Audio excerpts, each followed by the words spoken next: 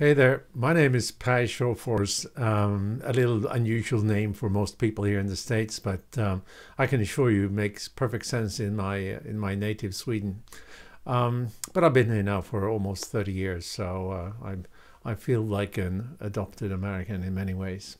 Anyway, and maybe an easier way to think about me is like the price whisper. And that has to do really that I didn't invent this.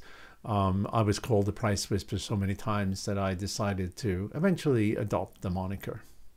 And today I'm going to talk about customer segmentation. And you may ask yourself, what has customer segmentation and pricing to do with each other? And my answer to that is everything. You know, everything, because when you do your pricing right, customer segmentation really becomes crucial for your pricing strategy, for your go-to-market strategy, for how you're targeting your customers. And let me first talk a little bit about how most companies do their customer segmentation. Well, first of all, if you're in a, if your company is selling to consumers, much of customer segmentation is based on demographics, it's locations, it may be income, it may be number of kids, education, and so forth. Statistical information that you can typically gain by sort of secondary research, if you like. In B2B, customer segmentation is also often done too high level, to be honest. We can talk about company size, location, industry, and so forth. In some cases, maybe use cases of a product or a service. But either of these have the problem in that they're too high level. But let's start with a consumer case. What you need to know when you do your customer segmentation is not only the demographics, which is fine, but you also need to understand the drivers for why a consumer decide to buy one product versus another. How that decision landscape is for your customers. And with the decision landscape, I mean everything that makes a customer buy or not buy.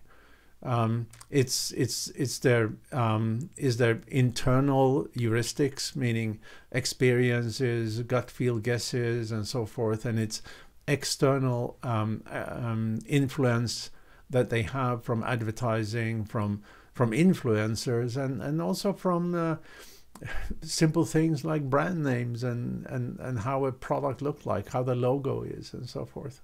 So that's and this is rarely, if ever, used in customer segmentation. And to make that even more valuable, you have to understand how all of these variables and attributes of the decision landscape affects what customers are willing to pay for the product or for the service that you're selling them. And only when you know what they are willing to pay for the various aspects of the decision landscape, could you focus your pricing on the customer segment that will lead to the highest sales volume at the highest prices, and that will give you pricing power.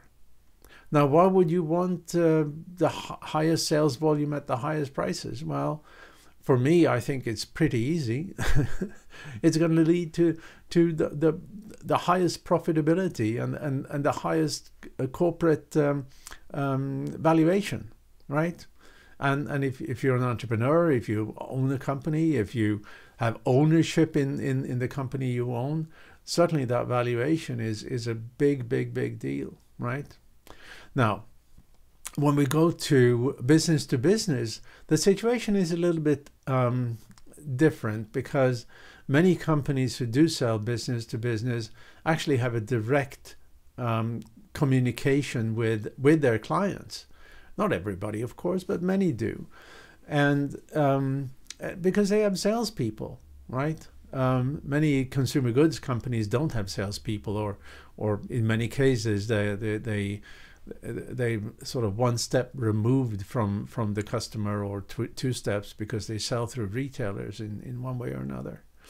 But in B2B, it's more common to have a direct link to the end customers. And B2B companies, they talk to their customers, and they talk to their non-customers, and they're trying to understand all the stuff that I mentioned, the decision landscape. And in B2B sales, certainly when we talk about substantial investments, that is very different. The decision landscape is very different, because often decisions are made by a committee. And in that committee, there's typically a lot of people who can say, no, we shouldn't buy this for whatever reason. But the same people cannot say yes, we should buy it. Often there's only one person that can truly say yes. And obviously you need to know who that is. But it's also a lot of consensus building in making a purchase decision in those circumstances. But so companies talk to these folks, and they're trying to understand the decision landscape, trying to understand what would make them buy, or maybe how they bought in the past. And some of those conversations are simply wrong, right? Because the customer that the company is talking with is unlikely to be completely truthful. It's much more likely that they are withholding information, or maybe in some cases even lie. And the reason is very simple. They want to have they want to be in a better negotiation position next time they buy from the same vendor.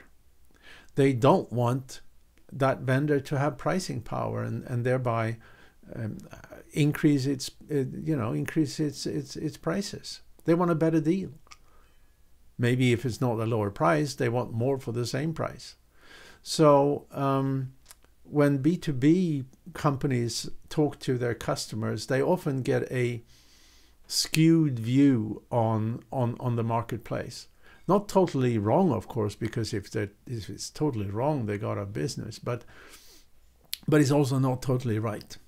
And when that information is used for customer segmentation, it is the customer segmentation is not optimal.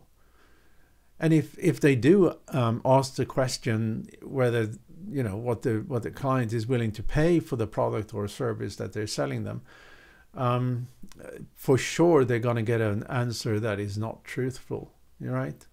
And that leads then to a situation where customer segmentation that they've done is not optimal, because it's used from data that is not perfect in any way. And if they also then try to set their prices based on what customers are saying they're willing to pay, they for sure are going to be underpriced, because their customers, when they ask, is not going to be truthful. So what is the better way of doing this then? Well, in both consumer and in business to business case, the best way of doing this is to do anonymous marketplace research. And from that marketplace research, truly understand what the customers are willing to pay for, and what they're willing to pay for, and how they're willing to pay, and how they want to learn about the company, how they and what influences their buying decision, and of course willingness to pay. And when you do that right, you get to know as a company, again, whether it's B2B or B2C, you get to know the profile of the most desirable customers, which are those who would lead to the highest sales volume at the highest prices. You will get to know the features, functions, and benefits that leads to the highest sales volume at the highest prices for those segments. You will get to know how you should market, what market channels and what market messages leads to the most effective marketing, meaning the highest number of leads of those who then have the highest willingness to pay. so you can defend your higher prices. And you want to know what market segments prefer a sales methodology and a sales channel that also leads to the highest sales volume at the highest prices. And of course, at the end, you also want to know what customer segments would lead to a pricing strategy, often stratified, that leads to the minimum sales friction and the maximum sales volume and the maximum revenue, right? And how all of that willingness to pay affects everything I just mentioned, the product features, the marketing, and customer segmentation, and all so forth, you know. So, in conclusion, then, pricing and customer segmentation are tremendously related to each other. And it's tremendously related to each other when you do customer segmentation right.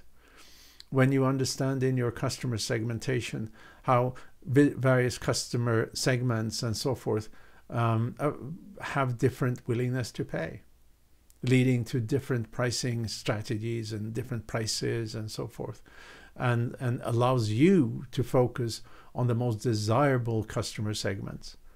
That leads to the highest sales, highest revenue, and highest profits. And that's what you want, isn't it? Right? Because that leads to the highest valuation. That's how simple it is. So I hope you found this little video of value, and keep coming back. Look for the Price Whisper if you want, and learn more about us and what we do on our website. And I hope you'll come back for more, because I'm going to continue these little videos for a very long time. At least that's the plan. So thanks again for your time, and we'll see you next time. Bye.